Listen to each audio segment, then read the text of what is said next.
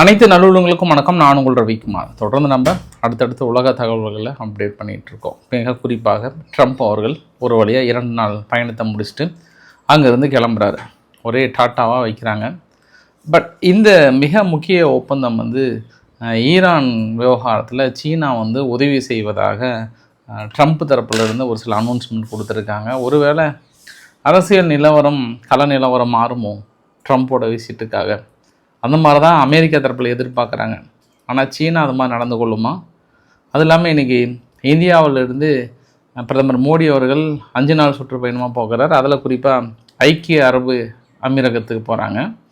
But அந்த சந்திப்புமே கூட நிறைய ஆயுதங்கள் கொடுப்பதற்கான வாய்ப்புகள் இருப்பதாக சொல்கிறாங்களே.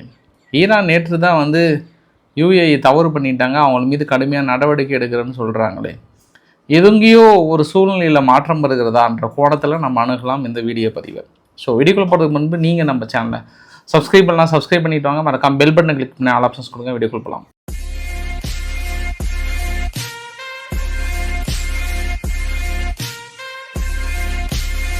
கடந்த 2 நாட்களாக ஒரு பெரிய நிகழ்வுங்க. இங்கே உத்தரப்பிரதேஷ் அப்புறம் அதை தாண்டி பக்கத்தில் அடுத்தடுத்து ஒரு சில பகுதிகள்லாம் என்னாச்சுன்னா ஒரு கடுமையான சூறாவளி புயல், புழுதி புயல் இந்த மாதிரிலாம் பயங்கரமாக அடிச்சு ஒரே நாளில் 100 பேர் பக்கம் இறந்து போயிட்டாங்க. 100லேருந்து 112 பேர். இதே உத்தரப்பிரதேசில் ஒரு 3 நாளைக்கு முன்பு தான் உத்தரப்பிரதேசில் பீகாரில் என்னாச்சுன்னா மின்னலில் மட்டும் 33 பேர் பக்கம் இறந்து போனாங்க. அதுவும் இந்த தடவை பாருங்கள், புழுதி புயல் வேகமாக காற்றடிச்சிருக்கு, ஆளையே தூக்குகின்ற காற்றுன்ற மாதிரி சொன்னாங்க. ஆனால் திடீர்னு பார்த்தா 112 பேர் இறந்து போயிட்டாங்க. அதில் 53 பேர் கடுமையாக பாதிக்கப்பட்டிருக்கிறாங்க, இன்ஜூர்டாக இருக்காங்கன்ற மாதிரி சொல்கிறாங்க. திடீர் புயல், மழை, வெள்ள பாதிப்புகள் மிக கடுமையாக பாதிக்கப்பட்டிருக்கிறதுன்றது ஒரு கூடுதல் தகவலாக பார்க்க முடிகிறது. ஏன்னா நம்ம எங்கெங்கேயோ இருக்கிற பதிவுகள்லாம் பார்க்குறோம். சரி, இங்கே பார்த்தீங்க அப்படின்னா 20-30 பேர்னா பரவாயில்ல, 112 பேர் அப்படின்னா கடுமையான விளைவுகள், நிறைய பேர் பெரிய பாதிப்புகள் அப்படின்றத பார்க்க முடியுது. இது உத்தரப்பிரதேஷ் பேர்லில் நடந்ததுன்ற மாதிரி சொல்கிறாங்க.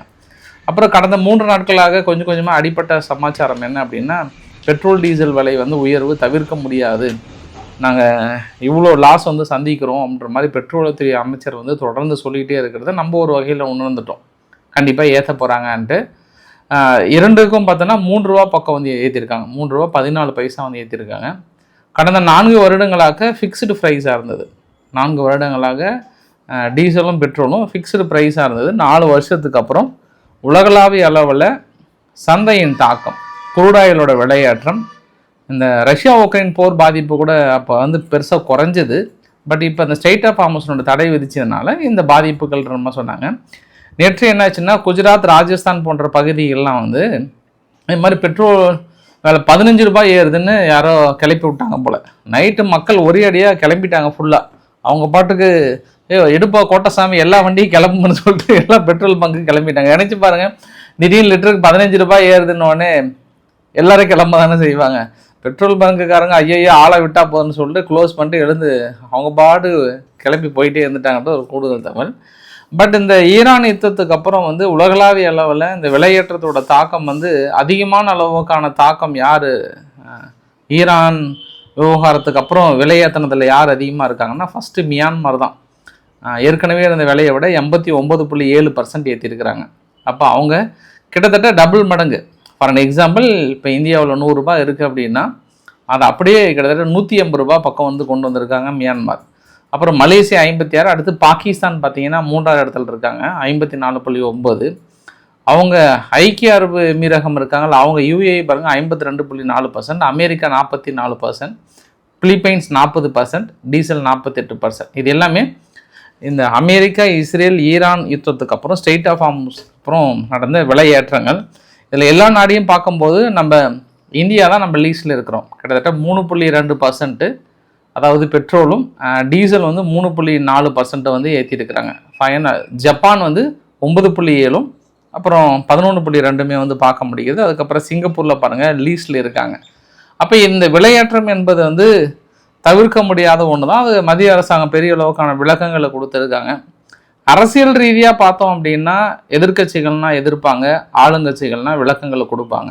ஏன்னா எதிர்க்கட்சிகள் வழக்கமாக என்ன பொரியல்னா அவியலாக சாப்பிடுவாங்க எதிர்க்காம அப்படின்ற மாதிரி கடுமையான எதிர்ப்புகள் இருக்க தான் செய்யும். ஆனால் உலகளாவிய அளவில் இருக்கக்கூடிய தாக்கங்கள் இப்போ இன்னொரு கட்டம் என்ன ஆகும்னா, இந்த யுத்தம் வந்து 2.0 ஸ்டார்ட் ஆயிடுச்சுன்னா எனக்கு விலை ஏறினா கூட பரவாயில்ல, கிடைக்குமா அப்படின்ற இன்னொரு ஆங்கிள் அணுக வேண்டிய சூழ்நிலையும் பார்க்க வேண்டியது இருக்கிறது. இப்போ நிறைய நாடுகளில் கிடைக்குமா, அடுத்தது இன்னும் ஒரு 10 நாள் 15 நாளைக்கு அப்புறம் நம்மக்கிட்ட இருக்குமான்ற ஒரு கேள்வியும் இந்த இடத்துல வரும். குறிப்பாக ஐரோப்பா போன்ற நாடுகள்லாம் வந்து எங்ககிட்ட இன்னும் குறைவாக தான் இருக்குன்னு சொல்லியிருக்காங்கன்ற பார்க்கலாம். முதல் முறையாக ரொம்ப நாளைக்கு அப்புறம் இந்தியா வந்து அமெரிக்காவுக்கு கடுமையான ஒரு எதிர்ப்பு தெரிவிக்கிறத வெளிப்படையாக பார்த்துருக்கேன் நான். குறிப்பாக ஜெய்சங்கர் அவர்கள், அதாவது ரஷ்யாவில் இருந்திருக்கக்கூடிய எண்ணெய் இறக்குமதியை வந்து கட்டுப்பாடு விதிக்கும் அமெரிக்காவுக்கு வந்து ஒருதலைபட்சமான நியாயமற்ற அழுத்தங்கள் மூலம் எதையும் சாதித்து விடலாம்னு அமெரிக்கா நினைக்கிறாங்க.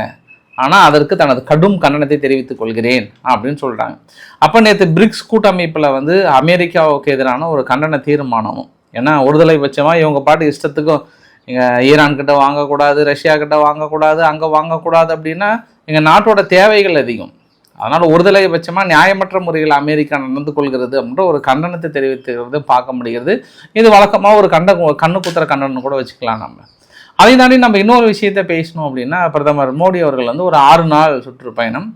இந்த 6 நாள் சுற்றுப்பயணத்தில் நாடு எங்கே போகிறாருன்னா UAE, ஐக்கிய அரபு அமீரகத்துக்கு போகிறாங்க. அதுக்கப்புறம் நார்வே, ஸ்வீடன், நெதர்லாந்து, இத்தாலி.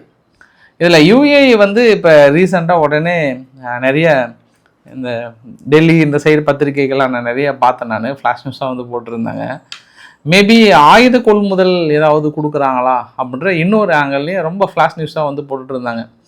ஏன்னா ஆயுதங்கள் வாங்குறதுக்கு நிறைய வாய்ப்புகள் இருக்குது அப்படின்ற மாதிரி சொன்னாங்க. பட் நேற்று தானே பிரிக்ஸ் கூட்டமைப்பில் அராக்சி அவர்கள் வந்து இங்கே இந்தியாவில் பார்த்து பெரிய எதிர்ப்பெல்லாம் தெரிவித்து தனிப்பட்ட முறையில் UAEக்கு ஒரு பேட்டியே கொடுத்தாரு. UAE வந்து நான் ஒரே ஒரு முறை நான் சொல்கிறேன். நான் ஏன்னா யுனைடெட் அரப் எமிரேட்ஸை தான் சொல்கிறேன். உங்கள் நாட்டை இஸ்ரேலாலேயோ அமெரிக்காவாலேயோ நினச்சா காப்பாற்ற முடியாது. ஏன்னா அவங்களாலேயே அவங்கள காப்பாற்ற முடியல. நாங்கள் அடித்த அடியில் இடி மாதிரி இறங்கியிருக்கு. அதிலிருந்து இன்னும் அவங்க தலை சுற்றி போயிருக்கிறாங்க.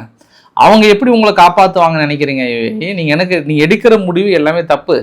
நாங்கள் ஏற்கனவே கடுமையான ஒரு வார்னிங் கொடுத்தோம். அந்த வார்னிங்கெல்லாம் கேட்காம நீங்கள் அமெரிக்காவுடன் சேர்ந்து தாக்கல் நடத்துகிறேன்னு நினைக்கிறது, எங்கள் நாட்டுக்குள்ளே நுழைஞ்சி வீரர்கள் அனுப்புகிறேன்னு நினைக்கிறது, அது இல்லாமல் எங்கள் தீவு மீது நீங்கள் தனிப்பட்ட முறையில் யாருக்கும் தெரியாமல் தாக்கம் நடத்தினது, இந்த மாதிரி ஏகப்பட்ட வேலையில் நீங்கள் யுத்தத்தில் கலந்துருக்கீங்கன்றது ஆதாரபூர்வமாக எங்களுக்கு தெரிகிறது. ஏன்னா ஒரு வாரமாகவே ஊடகங்கள் எல்லாமே இந்த வேலையை பார்த்துட்டாங்க, ரொம்ப சிறப்பாக பார்த்துட்டாங்க.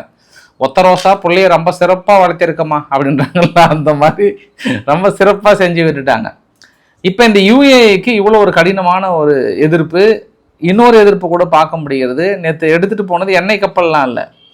UAEக்கு வந்து அது பேர் வந்து 70 கிலோமீட்டர் பக்கத்தில் ஃபியூஜராக இருக்கக்கூடிய ஒரு பாதுகாப்பு கப்பல் தான் சொல்கிறாங்க. பாதுகாப்பு கப்பல் அப்படின்னா ஆயுதங்களை ஸ்டோர் பண்ணி வைக்கிறதுக்காக, கம்பெனிகளை செக்யூர் பண்ணுவதற்காக. திடீர்னு ஏதாவது ஒன்று அப்படின்னா ஆயுதங்களை கொண்டு போயிட்டு கப்பல் கொடுக்குறது, அந்த மாதிரி வேலைகளில் ஈடுபட்டுக்கிற ஒரு கப்பலாக அங்கே இவங்க ஈரான் திருடிட்டு போயிட்டாங்க. வெளிப்படையாகவே துப்பாக்கி முனைகளை இங்கேருந்து திருடிட்டே போயிட்டாங்க. அங்கேருந்து அவ்வளோதான் நாங்கள் கொண்டு போகிறோம் அப்படின்ற மாதிரி சொல்லிட்டாங்க ஈரான் தரப்பில். இதுக்கு UAEலேருந்து இன்னும் எந்த ஒரு எதிர்ப்புமே தெரிவிக்கல. இதெல்லாம் எதுக்காக பண்ணுறாங்கன்னா, கண்டிப்பாக இந்த தடவை அட்டாக் பண்ணாங்கன்னா மிக கடுமையான அட்டாக்ன்றாங்க. ஆனால் இதற்கு முன்பே ஈரான் வந்து அதிகமான அளவுக்கு தாக்கம் நிகழ்த்தப்பட்ட ஒரு நாடு, பெரிய அளவுக்கு இலக்காக்கப்பட்ட ஒரு நாடுன்னா UAE தான். ரொம்ப கடுமையாக அடிச்சிருந்தாங்க. பட் இன்னும் நாங்கள் கூடுதலாக அடிக்க போகிறோன்ற மாதிரி வந்து சொல்கிறாங்க. அப்போ நிச்சயமாகவே இந்தியா UAEக்கு ஆயுதங்கள் கொடுத்தது அப்படின்னா இந்த ஜியோ பாலிட்டிக்ஸில் ஒரு பெரிய சேஞ்சஸ் வரும். அதை ஈரான் என்ன பண்ண போகிறாங்கன்னு தெரியல, பார்க்கலாம். நாம் ஒரு வேளை ஊடகங்கள் சும்மா ஊதி பெரிதாகிறாங்களான்றதை நம்ம அந்த விசிட்டுக்கு அப்புறம் தான் பார்க்க முடியும். ஆனால் UAEக்கு இந்தியாவுக்கும் பெரிய அளவுக்கான ஒரு ரிலேஷன்ஷிப் இருக்குது. நம்ம அங்கேருந்து கேஸ் வாங்குகிறோம், க்ரூட் ஆயில் எல்லாமே வாங்குகிறோம். நம்ம எல்லாமே பொறுத்திருந்து அணுக வேண்டிய ஒரு செயலாக இருக்கிறது, பார்க்க வேண்டிய ஒரு செயலாகவும் இருக்கிறது. அதே சமயத்தில் நேற்று ஒரு நாள் மட்டும் சீனாவுக்கு கரெக்டாக 6 வெசல்ஸ் வந்து கிராஸ் பண்ணியிருக்காங்க. மொத்தமாக 30 கப்பல் பக்கம் அனுமதி கொடுத்துருப்பதாக ஊடகங்கள் சொல்கிறாங்க. ஆனால் இது வரைக்கும் 6 தான் அந்த பக்கம் கடந்து போயிருக்கு. இந்தியாவுடைய 2 கப்பல் வந்திருக்கு. மறுபடியும் மற்ற கப்பல்கள்லாம் அனுப்புறன்ற மாதிரி வந்து சொல்லியிருக்காங்க. பார்க்கலாம். இருந்தாலும் குருடாயிலோட விலை குறைந்த மாதிரியே தெரியலையே, அதே அளவுக்கு தானே இருக்குன்றது கூடுதல் தகவல். இப்போ எந்த நேரத்துலையும் இந்த யுத்தம் தொடங்கி விடுமோ அப்படின்ற இன்னொரு ஆங்கிள் பார்க்கும்போது, திடீர்னு துருக்கி ஓடி வந்து இந்த ஈராக்கையும் சிரியாவையும் கனெக்ட் பண்ணக்கூடிய ஒரு பகுதியில் எல்லை பகுதி ஏற்கனவே ஃபென்சிங்லாம் போட்டு வச்சுருக்காங்க. அது கொஞ்சம் தள்ளி இந்த பக்கம் என்ன பண்ணுறாங்க, பெரிய ஒரு குழி மாதிரி ஃபுல்லாக தோண்டிட்டு வராங்க. கிலோமீட்டர் வைஸ் பல, அதாவது எப்படி சொல்கிறதுன்னா வரிசையாக அந்த எல்லை பகுதி ஓரமாக இந்த பக்கம். இது எதற்காக அப்படின்னா, வழக்கமாக யுத்த காலத்தில் இதை ஃபாலோ பண்ணுவாங்க. இந்த பெரிய ஒரு ட்ரென்ச்சஸ் மாதிரினா ஜேசி போட்டு ஃபுல்லாக இவ்வளோ ஒரு ஆள் வைட்டு குழி தோண்டிட்டு எந்திரிச்சு நின்று சுட்டுட்டு மறுபடியும் கீழே போய் ஒளிஞ்சிக்கிறது. அதற்காக தான் இந்த மாதிரியான குழியை தோண்டுவாங்க எல்லை பகுதியில்.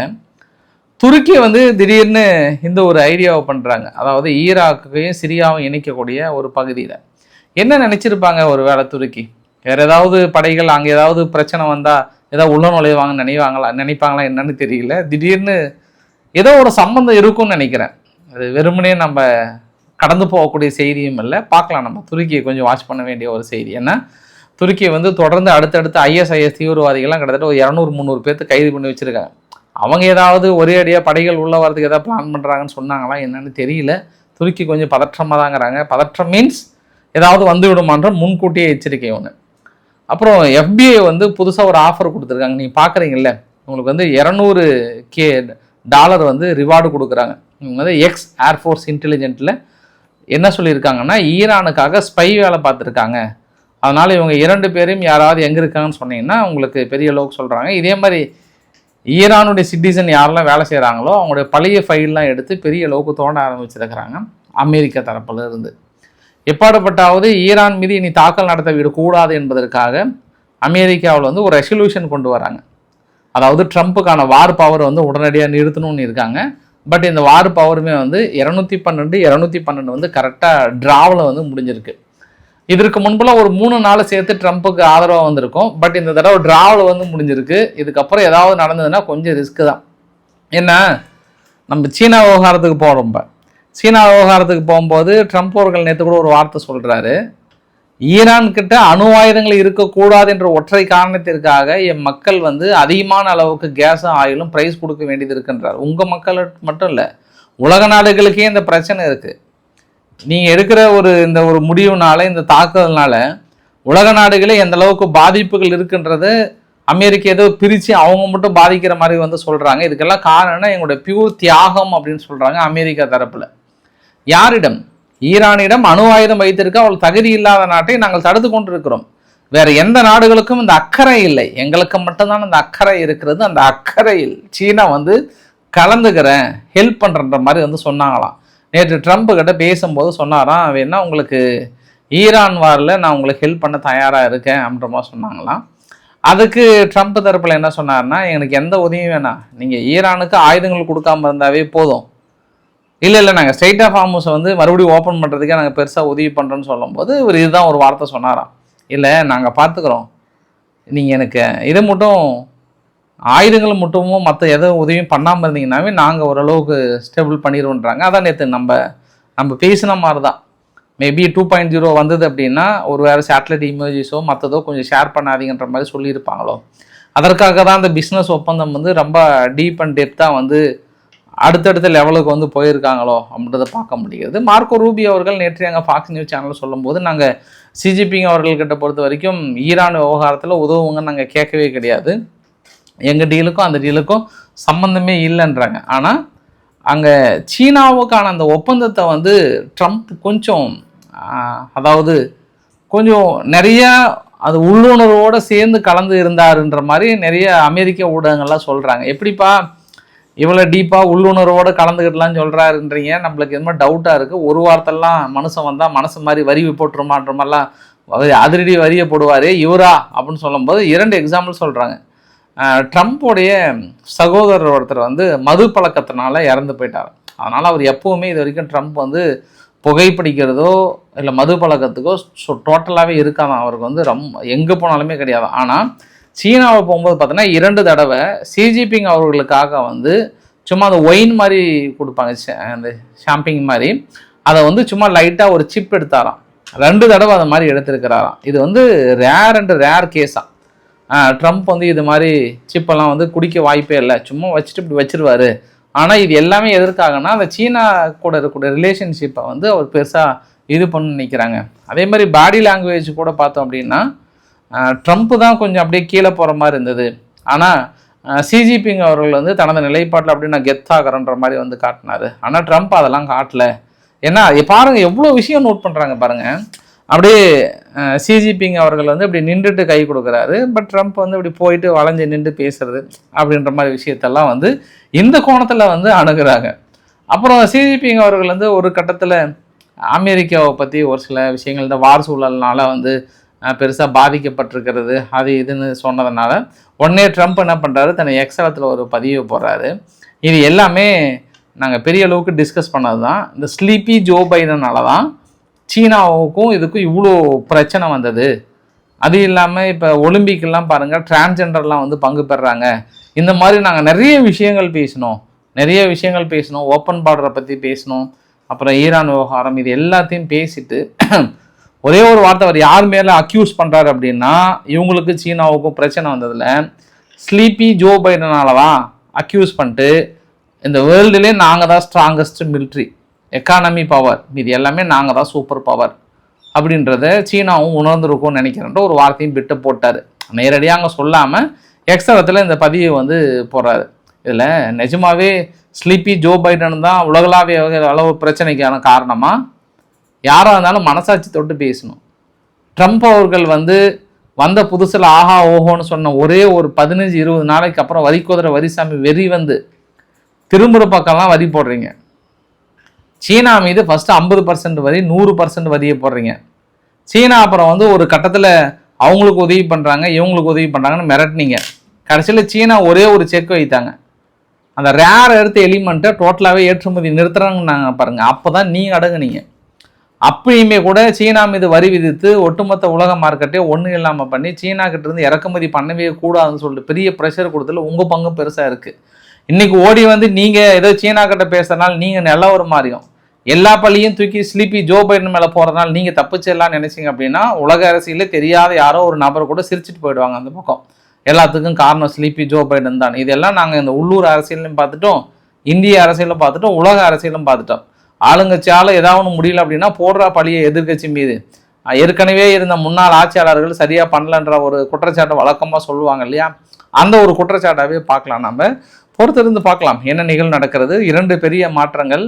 அமெரிக்கா ஏதாவது யுஏஇ க்ளோஸ்டாக போகிறாங்களா, சீனா ஏதாவது ஈரானுக்கு எதிராக அமெரிக்காவுக்கு ஆதரவாக நடந்து கொள்கிறதா, சப்போஸ் 2.0 நடந்தது அப்படின்னா நடக்குமா. ஆனால் அமெரிக்கா இன்னொரு வாரத்தில் உறுதியளித்திருக்கிறாங்க, எங்களுக்கு போர் புரியக்கூடிய எண்ணம் இல்லை, தொடர்ந்து நான் ஸ்டேட் ஆஃப் ஆர்ம்ஸ் தடுத்துட்டே தான் இருப்போன்ற மாதிரி வந்து சொல்லியிருக்காங்க. பார்க்கலாம் நம்ம.